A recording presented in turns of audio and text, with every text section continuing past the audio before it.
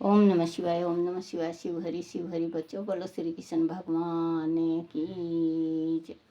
सदा भवानी दाहिने सम्मुख रहो, गणेश राम सम्मुख रहो गणेश।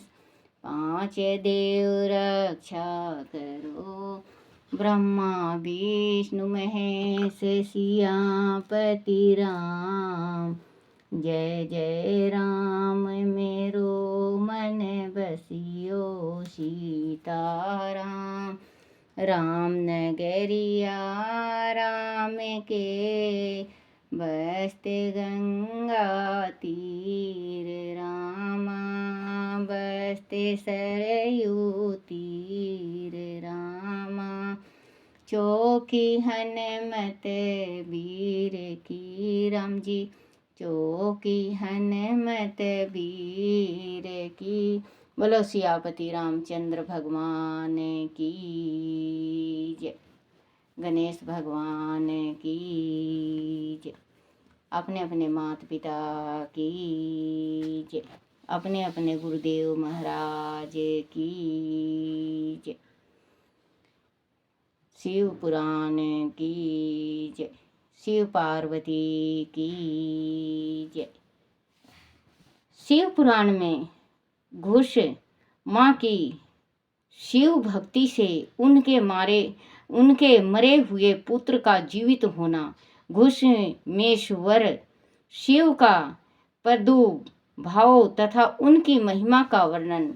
बोलो शिव पार्वती की जय। सूत जी कहते हैं, अब मैं घुषमेश नामक ज्योतिषलिंग के प्रादुर्भाव का और उनके महात्म का वर्णन करूंगा।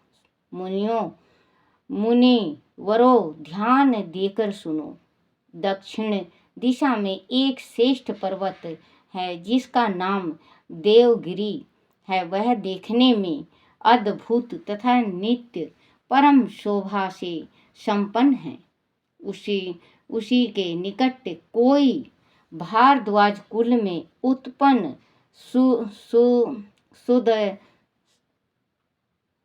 सुधर्मा नामक ब्रह्मवेता ब्राह्मण रहते थे।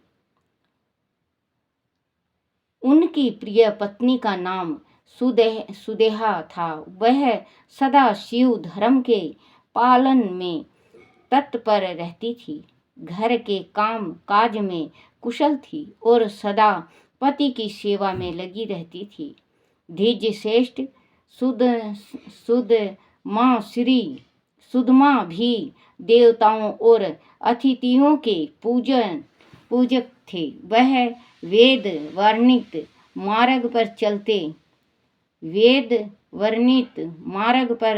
चलते और नित्य अग्निहोत्र किया करते थे। तीनों काल की संध्या करने से उनकी कांति सूर्य के समान उदीप्त थी। वह वेद शास्त्र के मर्म ज्ञान थे और शिष्यों को पढ़ाया करते थे। धनवान होने के साथ ही बड़े दाता थे। जने आदि सतगुणों के भजन थे। शिव संबंधी पूजनादि कार्य में ही सदा लगे रहते थे। वह स्वयं को शिव भक्त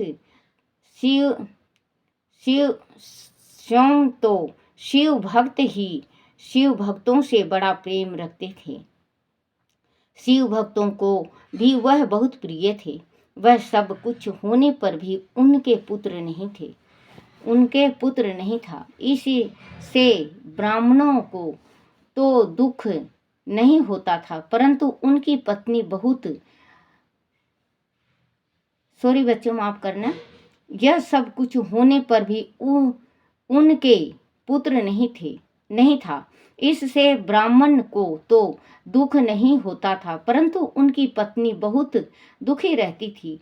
पड़ोसी और दूसरे लोग भी उसे ताना मार मारा करते थे। वह पति से बार बार पुत्र के लिए प्रार्थना करती थी। पति उसको उपदेश देकर समझाते थे, परंतु उनका मन नहीं मानता था। अंत अंत अंत अंत तो गंतव्य ब्राह्मण ने कुछ उपाय भी किया, परंतु वह सफल नहीं हुआ। तब ब्राह्मणी ने अत्यंत दुखी हो बहुत हट करके अपनी बहन गुशामा से पति का दूसरा विवाह करा दिया। विवाह से पहले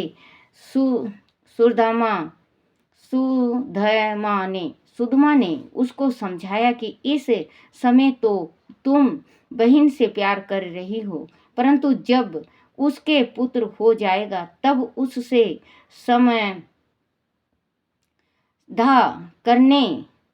ईर्ष्या करने लगोगी।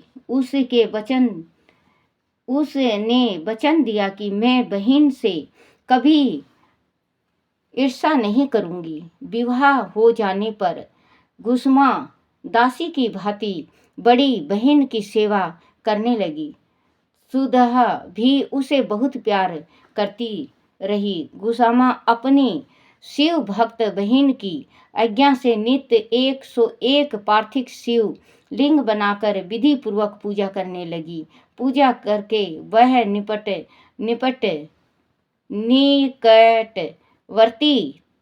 निकटवर्ती तालाब में उनका विसर्जन कर देती थी।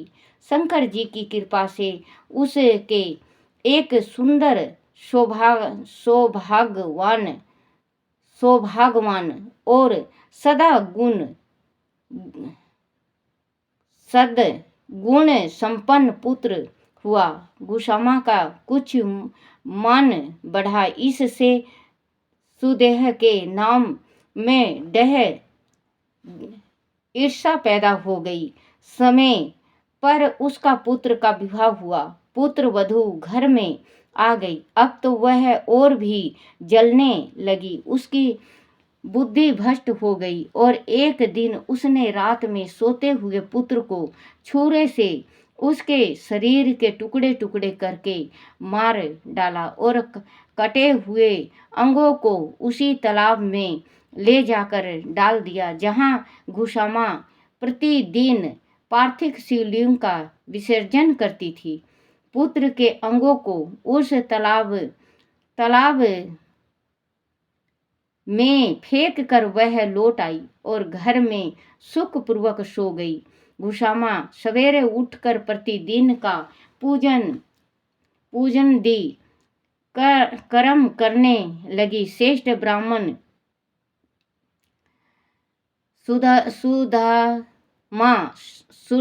सुधामा समेत भी नित्य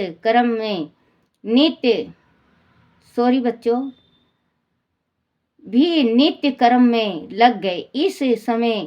इसी समय उसकी जेठ पत्नी सुदाहा भी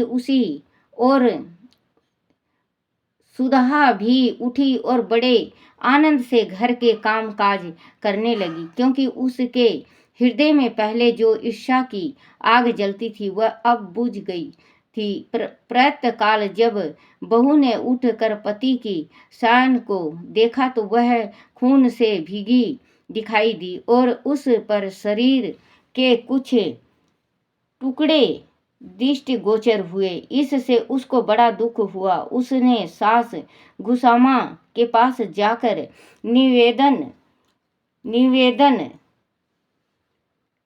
किया, उत्तम व्रत का पालन करने वाली आर्य आपके पुत्र कहाँ गए? उनकी सैया रक्त से भीगी हुई हैं और उस पर शरीर के कुछ टुकड़े दिखाई देते हैं।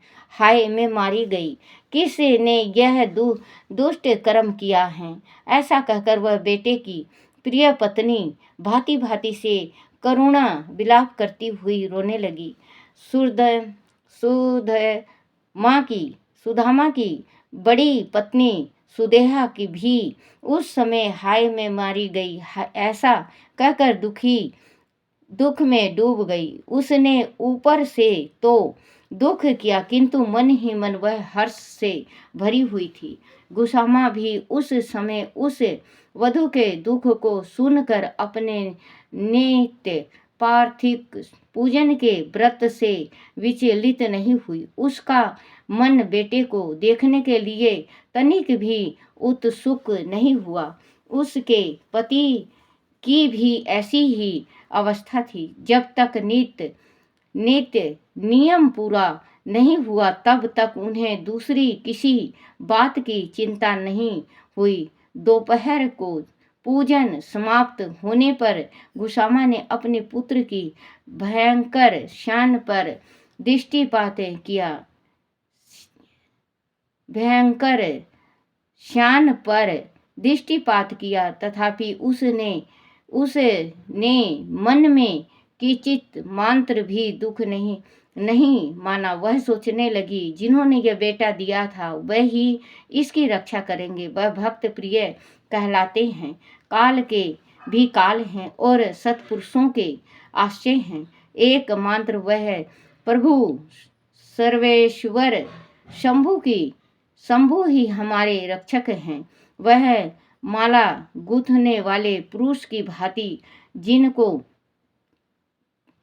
जिनको तोड़ते हैं उनको अलग भी करते हैं। अंत अब मेरे चिंता करने से क्या होगा, इस तत्व का विचार करके उसने शिव के भरोसे धैर्य धारण किया और उस समय दुख का अनुभव नहीं किया। बच्चों, कहते हैं ना कि ईर्ष्या और जलनसी जिसके मन में होता है ना बच्चे, वो हत्या करने से भी पीछे नहीं हटता। जब भी कहा जाता है कि जिस टाइम किसी के वास्ते भी, संसार में किसी के वास्ते भी अगर ईर्ष्या पैदा हो या उसके वास्ते जलन पैदा हो या आप उसको देख के जल रहे हो, तो आप उसी वक्त भगवान का सुमरन करना स्टार्ट कर दो। नहीं तो बच्चों, ये बहुत बड़ा छिड़ जाता है। जो जलनसी होती है वो बहुत जलनसी में इंसान अंधा हो जाता है। उसको ये सुध नहीं होता कि इसको मैं मारूंगा तो इसके परिवार वाले परेशान होंगे, या मैं इसको कुछ तकलीफ देता हूँ, हाथ पैर काट देता हूँ, तो ये अपने बच्चों को कैसे खिलाएगा पिलाएगा और कैसे रहेगा। क्योंकि उस टाइम उनके सिर पे जुनून होती है ईर्ष्या का और जलन का।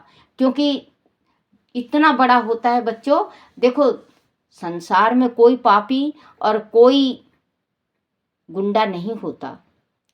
बस ये जो ईर्ष्या है और ये जलन है, ये बढ़ जाता है। इसके बढ़ने से धीरे धीरे वो छोटा गलती करता है, फिर उससे बड़ा करता है, फिर उससे बड़ा, फिर बहुत बड़ा हो जाता है उससे गलती, और फिर वो गलती उसको बहुत बड़ा भुगतना पड़ता है। क्योंकि वो गलती करने के बाद वो जेल में चला जाता है, परिवार बर्बाद हो जाते हैं। फिर वो अंदर बैठा बैठा यही सोचता रहता है कि मैं इतना बड़ा गलती क्यों किया, बहुत बड़ा गलती मेरे से हो गया है, भगवान मुझे माफ़ करना। क्योंकि उस टाइम कहता है भगवान मुझे माफ़ करना और उस टाइम पछताता है। जब कहते हैं कि जब चिड़िया चुग गई खेत, अब पछतावत का होत जब चिड़िया चुग गई खेत, तो फिर पछताने से कोई फायदा नहीं होता बच्चों। तो जिसके वास्ते भी कभी भी किसी के वास्ते भी, माँ के वास्ते, भाई के वास्ते, पड़ोसी के वास्ते, दोस्त के वास्ते, सखा के वास्ते, गुरु के वास्ते, मित्र के वास्ते, अगर आपके दिल में जब थोड़ा सा भी ईर्ष्या हो, जब भी आप भगवान का बाँह पकड़ दो, भगवान का सुमरन चालू कर दो, आपका ईर्ष्या खत्म हो जाएगा और आप बहुत बड़े पाप से बच जाओगे। क्योंकि ये ईर्ष्या जिस टाइम छोटी सी लोह होती है, टिमटिमाती है, वो बड़ा दुश्मनाई इतना बड़ा हो जाता है कि 7 पीढ़ी तक दुश्मनाई रहता है। क्योंकि ये जो ईर्ष्या है, आप ईर्ष्या में उसको मार दोगे, वो मर जाएगा। आपका भी परिवार है, उसके भी परिवार हैं। फिर इसके बाद उनके दिल में यही भावना होगा, फिर आपके कोई ना कोई बच्चे को मार देंगे, वो मर जाएंगे। ऐसे करते करते मैंने कईयन परिवार ऐसा देखा है कि आपस ही में मर मिटे हैं, आपस में मर मिटे हैं।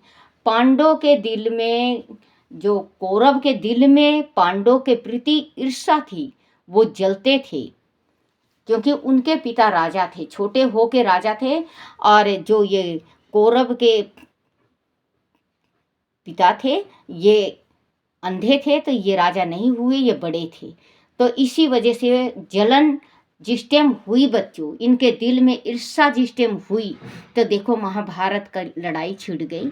महाभारत की लड़ाई हुई और पांडवों के विजय हुआ, क्योंकि विजय उन्हीं का होता है बच्चों। देखो मैं जल रही हूँ, मान लो मैं अपने ऊपर कर रही हूँ, मैं जल रही हूँ किसी के ऊपर, लेकिन उसको नहीं पता है कि मेरे प्रति इतना जल रही है और मुझे मार डालेगी।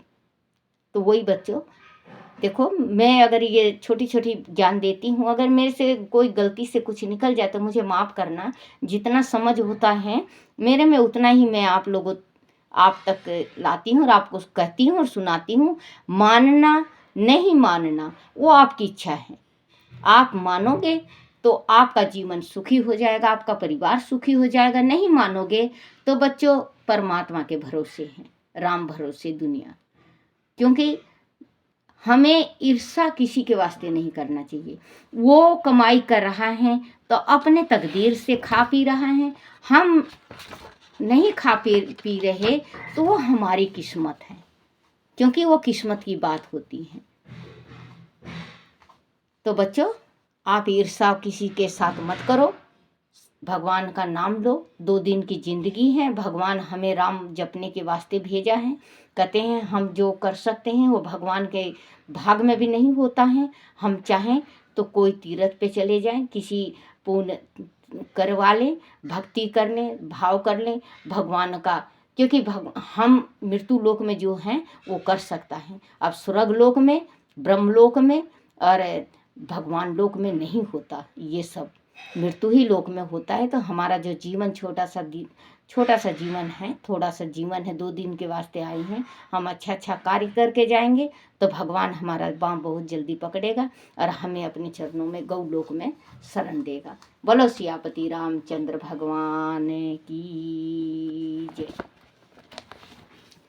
ओम नमः शिवाय, ओम नमः शिवाय, ओम नमः शिवाय बाबा, ओम नमः शिवाय, ओम नमः शिवाय शंभु, ओम नमः शिवाय, ओम नमः शिवाय शंकर, ओम नमः शिवाय, शिवाय नमो, शिवाय नमो, शिवाय नमो, शिवाय नमो, शिवाय नमो।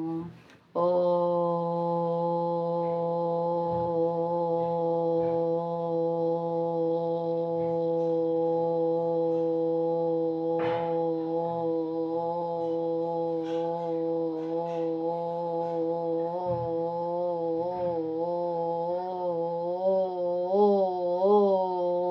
नमः शिवाय।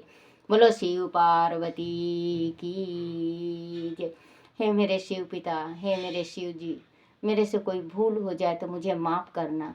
और जो सुनते हैं शिव भोले, जो ये आपका शिव पुराण सुन रहे हैं, जो पढ़ रहे हैं, उनके ऊपर सदा कृपा की दृष्टि रखना और उनका सारा बिगड़ा कार्य बना देना।